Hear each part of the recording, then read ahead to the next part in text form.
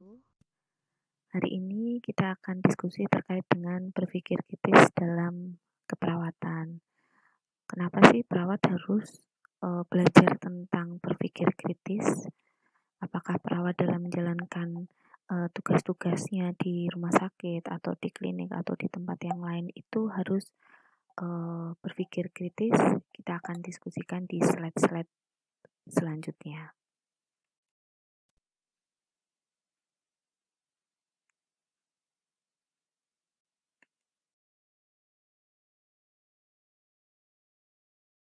Di slide ini kita lihat ada gambar batangan korek api. Selanjutnya ada pertanyaan, berapa banyak bentuk bangun yang dapat dibuat dari korek api tersebut?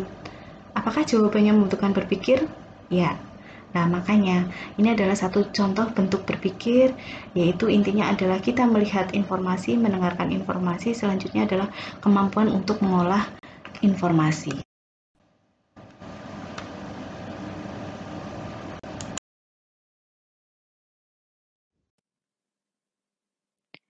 Ya, selanjutnya adalah terkait dengan tingkatan pengetahuan ya. Di sini ada analisis, sintesis, evaluasi, dan yang lainnya. Yang pertama analisis. Analisis ini adalah kemampuan untuk menguraikan suatu materi menjadi komponennya. Jadi intinya kalau analisis itu dia mampu untuk memecah-mecah atau memilah-milah. Terus selanjutnya dia mampu menjelaskan pilihan-pilihan tadi menjadi satu kesatuan. Jadi analisis itu kenapa. Terus selanjutnya bisa menganalisis hubungan antar bagian tadi yang dipecah-pecah. Selanjutnya adalah sintesis. Sintesis di sini adalah kemampuan untuk menggabungkan pecahan tadi. Jadi kalau analisis kemampuan untuk memecahkan, kalau sintesis itu kemampuan untuk menggabungkan informasi-informasi yang berupa pecahan-pecahan menjadi sesuatu yang baru. Ini adalah sintesis. Selanjutnya adalah evaluasi. Evaluasi di sini adalah kemampuan untuk memberikan penilaian terhadap tadi. Oh, saya dapat informasi A, saya dapat informasi B, saya dapat informasi C, selanjutnya digabung, selanjutnya dievaluasi mana materi yang paling berhubungan. Ini adalah truth seeking. Truth seeking ini artinya adalah selalu ingin mencari kebenaran, bisa dengan wawancara, bisa dengan berusaha mencari informasi, dan dia akan memberikan pandangan yang objektif berdasarkan informasi yang sudah didapatkan. Selanjutnya adalah open mind, artinya dia berpikiran terbuka terhadap semua informasi, dan ketika informasinya berbeda dengan keyakinannya, dia akan bertenggang rasa terhadap perbedaan pandangan tadi. Selanjutnya adalah analisiti, ini sama dengan yang analisis, mampu memberikan. Selanjutnya adalah sistematis. Sistematis itu artinya runut, artinya dari yang tingkat sederhana ke tingkat yang kompleks. Selanjutnya adalah self-confident, artinya adalah percaya diri terhadap keputusan yang sudah positif diambil. Artinya dia percaya diri mengambil keputusan. Karena apa? Didasari dengan sebelum dia mengambilkan keputusan, dia akan mencari informasi-informasi, mencari alternatif-alternatif. Selanjutnya adalah inquisitiveness, artinya dia tidak mudah percaya secara intelektual terhadap informasi dan punya kemauan untuk belajar. Selanjutnya adalah maturity. Maturity ini adalah kemampuan untuk melihat masalah, mengkaji masalah, dan mengambil keputusan. Keputusan yang diambil tadi berdasarkan alternatif-alternatif yang ada, terus keputusan yang diambil itu sesuai dengan standar-standar dan melihat bukti-bukti yang sudah didapatkan.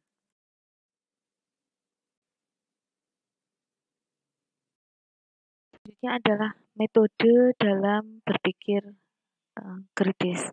Yang pertama adalah dengan debat. Debat itu artinya saling memberikan argumentasi ketika diskusi. Terus metode selanjutnya adalah kita sering melakukan diskusi dengan orang lain. Selanjutnya adalah ketika kita mengambil keputusan, saya yakin semuanya didasari oleh berpikir kritis. Selanjutnya adalah karakteristik berpikir kritis. Yang pertama adalah berpikiran terbuka. Seperti yang tadi saya jelaskan, saya selalu berusaha menerima informasi dari manapun, entah itu pendapat dari teman, entah itu saya membaca info-info di Google ataupun di buku. Selanjutnya adalah dengan berpikiran terbuka tadi otomatis saya banyak alternatif. Itu termasuk juga ketika saya ada masalah misalnya, saya berusaha mencari alternatif-alternatif penyelesaian masalah. Itu termasuk ciri-ciri dari berpikir kritis. Selanjutnya adalah menggunakan sumber yang dapat dipercaya dan menyatakannya.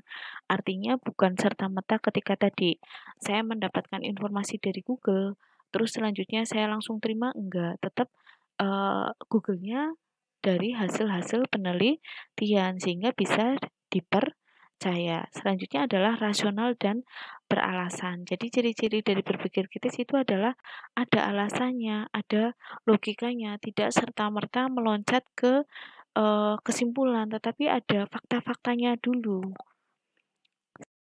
Proses berpikir kritis yang pertama adalah saya kenali dulu masalah. Selanjutnya adalah saya berusaha mencari informasi tadi, informasi yang berhubungan. Selanjutnya adalah membuat kesimpulan. Membuat kesimpulan tadi termasuk adalah membuat berbagai macam alternatif.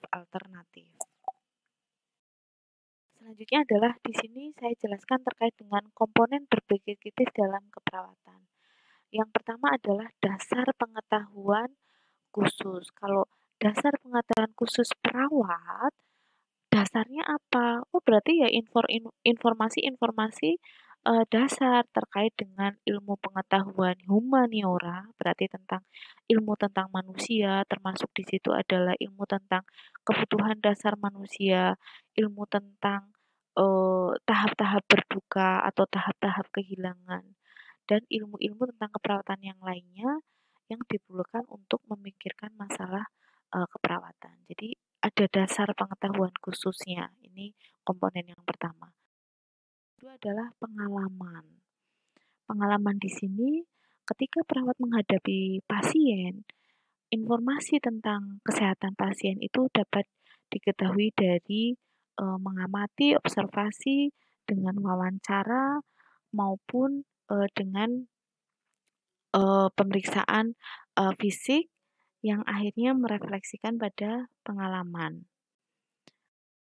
Yang pertama adalah dasar pengetahuan khusus, yang kedua adalah pengalaman, yang ketiga adalah kompetensi.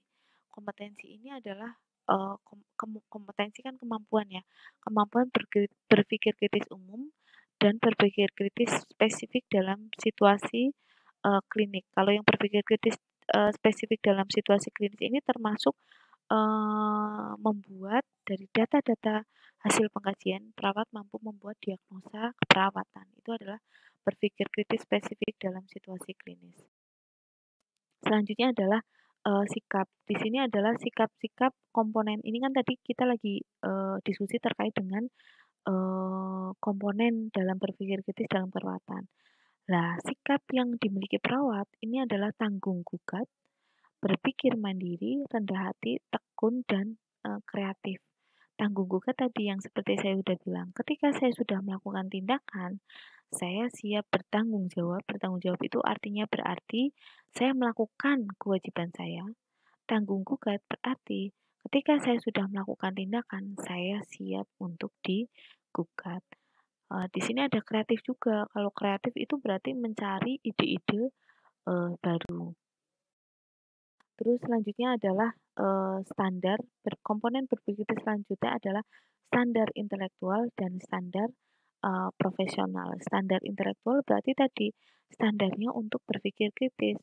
Oh, tadi menerima informasi, menggali informasi, membuat banyak alternatif, dan akhirnya adalah membuat keputusan.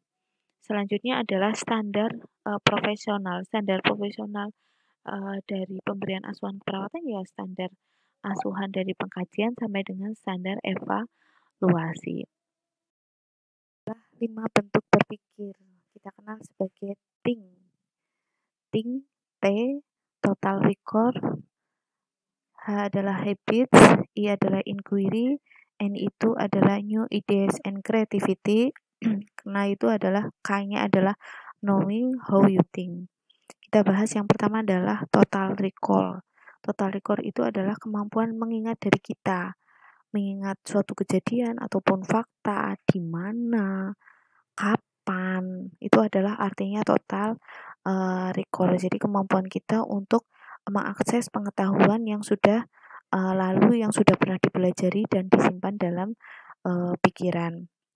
Coba kalian ingat berapa nomor HP ayah ibu kalian, ingat tak?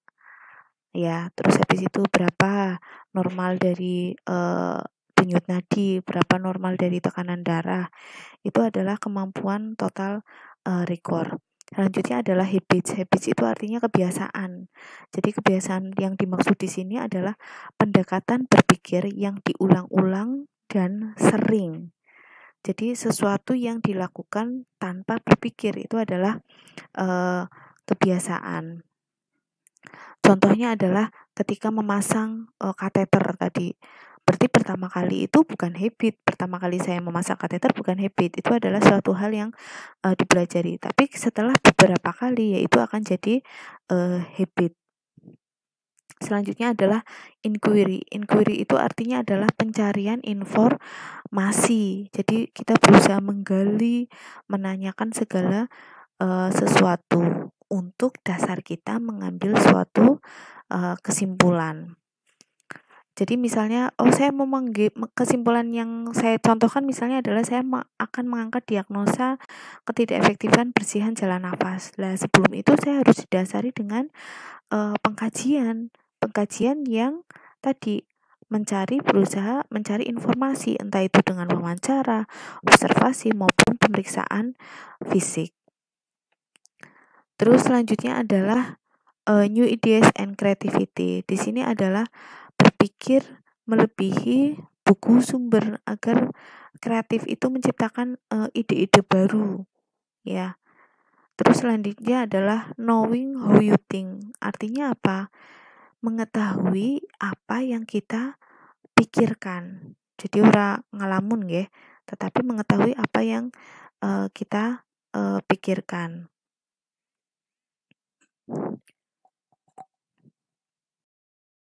Terus hal pokok dalam penerapan berpikir kritis dalam keperawatan, contohnya adalah yang pertama, penggunaan bahasa dalam keperawatan. Penggunaan bahasa itu bisa bahasa yang tertulis maupun bahasa yang tidak tertulis. Bahasa yang tertulis berarti dalam dokumentasi keperawatan. Sementara yang tidak tertulis terkait dengan komunikasi. Terus di sini adalah jadi ada bahasa verbal sama bahasa nonverbal. Nonverbal itu pada dokumentasi, kalau bahasa verbal berarti terkait ketika saya mengekspresikan perasaan saya ke pasien, saya mengekspresikan pikiran saya. Itu adalah penggunaan bahasa dalam keperawatan. Selanjutnya adalah argumentasi dalam keperawatan. Argumentasi itu berarti kemampuan kita untuk menjelaskan berpendapat terhadap orang lain. Selanjutnya adalah pengambilan keputusan dalam keperawatan. Contohnya adalah terkait tadi pengangkatan diagnosa keperawatan. Itu juga termasuk salah satu contoh penerapan berpikir kritis dalam keperawatan. Yang terakhir adalah dalam penerapan proses keperawatan. Proses keperawatan terdiri dari 5 tahap. Ini harapannya benar-benar ingat ya, tahap proses keperawatan. Yang pertama adalah pengkajian, yang kedua adalah diagnosa keperawatan, yang ketiga adalah intervensi, yang keempat implementasi, dan yang terakhir adalah mampukah saya menjalankan peran dan fungsi sebagai perawat profesional yang selalu berpikir kritis sebelum mengambil keputusan terhadap pasien. Ini contoh ada kasus, tapi bukan kasus ini ya, kasus umum. Kata polisi, Anda ditilang karena menerobos lampu merah. Terus selanjutnya pengendara bilang, saya melihat lampu hijau, jadi saya jalan terus. Bapak mencari kesalahan-kesalahan saya saja. Menurut Anda, siapa yang salah? Selamat menggunakan cara berpikir kritis dalam kehidupan Anda, dan selamat menjadi nurse yang hebat. Amin. Terima kasih. Wassalamualaikum warahmatullahi wabarakatuh.